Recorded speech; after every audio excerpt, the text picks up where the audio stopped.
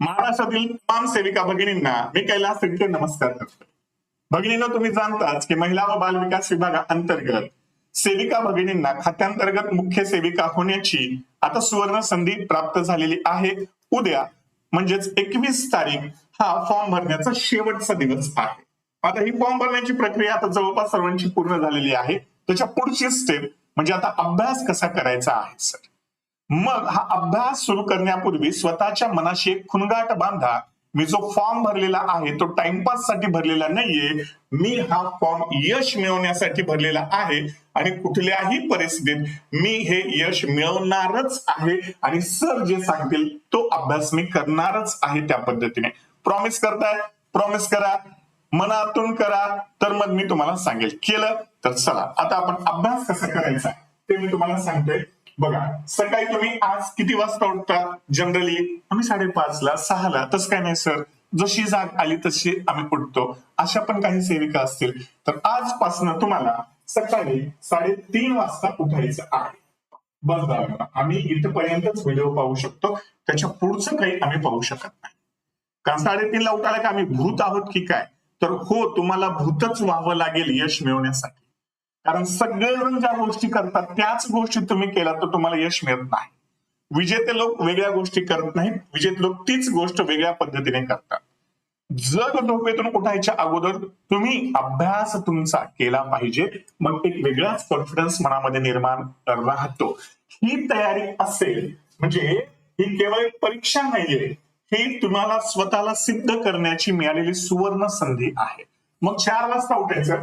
सकाळी 4 ते 8 सकाळचा अभ्यास 4 ते 8 करायचा. मग तुम्हाला की सर आम्हाला काय लेकरं बाळ आहेत की नाही, आम्हाला भांडी घासावी लागतात, स्वयंपाक करावा लागतो, म्हणजे मुलासाठी वेगळी भाजी, मुलीसाठी वेगळी भाजी, आमचं करपलेलं वांग त्याच्यासाठी वेगळं वरण, हे सगळं करावं लागतं ना उठल्या उठल्या. धुणी भांडी काय तुम्ही आमच्या घरी येऊन घासणार आहात की काय?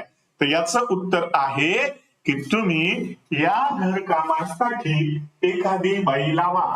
स्पष्ट सांगतोय, हे 2 ते 3 महिने जे असणार आहेत घरकामासाठी, धुणी भांड्यासाठी एखादी जी काही बाई आहे ती लावा.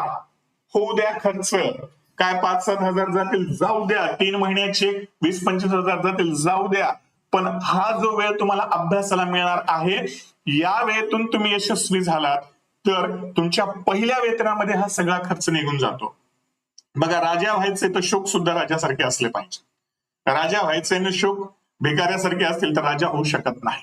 तुम्हाला तयारीसाठी वेळ पाहिजे, तर मग इथं तुम्हाला काय त्याच्यात पर्याय काढला पाहिजे आणि स्पष्ट या घरच्यांना सांगायचं. घरचे तुम्हाला ब्लॅकमेल करतील, विशेष करून तुमचे हे नाही ग मला तुझ्या हातच्या शिवाय खावंच वाटत नाही, त्याला म्हणायचं खा नाही तर उपाशी राहा. इतके वर्ष झालं माझे हात झिजून गेले पण तुझं काही पोट भरणार गेले राजा, त्याच्यामुळे माझी परीक्षा आता आहे आणि या टाइम मध्ये तरी किमान मला अभ्यास करू दे. स्पष्ट सांगतोय, घरकामासाठी बाई लावा. बघा, नंतर तुम्हाला मी बोललेलं प्रत्येक वाक्य आहे. 4 ते 8 अभ्यास केल्यानंतर तुम्हाला अंगणवाडीत वगैरे जाण्यासाठी वेळ लागेल तर तो तुम्ही घ्या.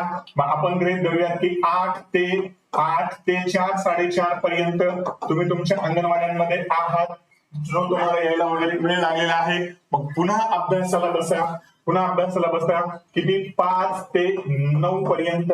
5 ते 9 पर्यंत 9 वाजता जेवण करा, 9:30ला झोपी जा. बसा. 9:30 ते 3:30 हा 6 तासांचीच झोप घ्यायची. सर असं कसं, आम्हाला 7 आणि 8 ते देणं घेणं नाही. मेंदूला सांगा की एवढाच वेळ तुला झोपायचं, ते बरोबर बॉडीला सांगते 6 तासच झोप, उठून उद्या अभ्यास कर, शानपणा करू नको. कारण 3 महिन्यात तुला सुपरवायझर व्हायचं असेल तर तुला यश मिळवावं लागेल. टाकीचे घाव सोसल्याशिवाय देव पण येत नाही, अशी लहानपणी म्हण आपल्याला ऐकलेली आहे. दगड सुद्धा जो आहे ना तर त्याच्यावर छन्नीचे घाव सोसावे लागतात, तेव्हा त्या दगडातून एक सुंदर मूर्ती बाहेर निघते. तुमच्यामध्ये जी मूर्ती आहे ते बाहेर काढायचे हे काम तुम्हाला स्वतःलाच करावं लागेल, कारण तूच आहेस तुझ्या जीवनाचा शिल्पकार. कुणीही येऊन आता तुझ्यासाठी हे करू शकणार नाही, म्हणून तुला स्वतःविषयी काही कठोर निर्णय घ्यावेच लागतील. ओके, मग आता 9:30 ते 3:30 झोपलं. आता हे या वेळामध्ये काय अभ्यास करायचा बघा. सकाळी 4 ते 8 तुम्ही उठला, 4 ते 6 म्हणजे 1.5 तास. पहिला 1.5 तास हा महिला व बाल विकास विभागाचे कायदे हा भाग वाचा. त्याच्यानंतरचा 1.5 तास महिला व बाल विकास विभागाच्या योजना हा भाग वाचा, कारण हा भाग खूप महत्वाचा आहे तुमचा रिझल्ट येण्यासाठी. जवळपास 30 ते 40 प्रश्न ह्याच भागावर विचारले जाणार आहेत. ठीक आहे. मग आता याच्यासाठी मी तुम्हाला सांगितलेलं आहे की परिपूर्ण जे पुस्तक आहे हे महिला व बाल विकास विभाग कायदे व योजना, याच्यामध्ये सर्व कायदे व योजना आहेत. तर ते सकाळी कुठल्या उठल्या याचं पारायण तुम्हाला सुरू करायचं आहे. त्याच्यानंतर नेक्स्ट 7 ते 8 या दरम्यान काय करायचं आहे? 7 ते 8 या दरम्यान मराठी वाचायचं आहे. मराठी वाचायचं आहे. पुन्हा घरी आल्यानंतर 5 ते 6 गणित घ्यायचं आहे. 6 ते 7 बुद्धिमत्ता घ्यायचं आहे. आणि त्याच्यानंतर 7 ते 8 हे आपण 7 ते 8 आणि 8 ते 9 हे आपण व्हिडिओ पाहायचे आहेत. मग त्याच्यात लाईव्ह असेल, रेकॉर्डेड असेल. 9 वाजता जेवायचं, 9:30 ला झोपायचं. आताच टाइम टेबल बनवा. मग रिव्हिजन कधी करायचं? तर रविवारी जे काही तुम्ही आठवडाभर अभ्यास केला त्याचं रिव्हिजन पूर्ण रविवार करायचंय. म्हणजे तुम्हाला किती वेळ अभ्यास मिळतोय? इथं 4 तास आणि त्याच्यानंतर इथं जवळपास 4 आणि 2 6 आणि 2 8 तास तुम्हाला दररोज अभ्यास करावा लागेल.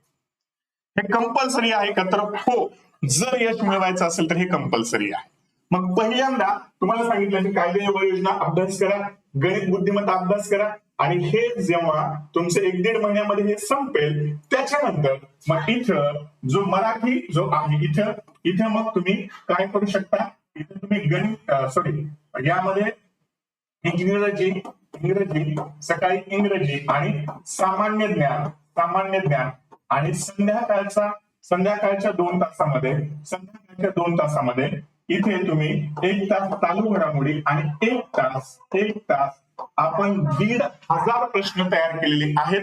15 दिवसामध्ये ते तुम्हाला मिळतील. तर ते प्रश्न दररोज 1 तास सोडवायचं आहे. हे कधी? 15 ते 20 दिवसानंतर. म्हणजे तुमचा गणित बुद्धिमत्तेचा कंटेंट संपला की मग हा भाग तुम्हाला सुरू करायचा आहे.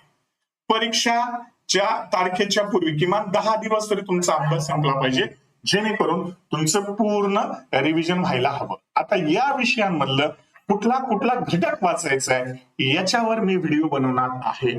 बघा विद्यार्थी मैत्रिणींनो, की या पद्धतीने जर तुम्ही अभ्यास केला तर यश तुम्हाला हमखास मिळणार आहे. कुठलेही 8 तास तुम्ही दिवसाचे काढा. मी तुम्हाला या पद्धतीने सांगितलेले. सकाळी उठून का वाचायचं?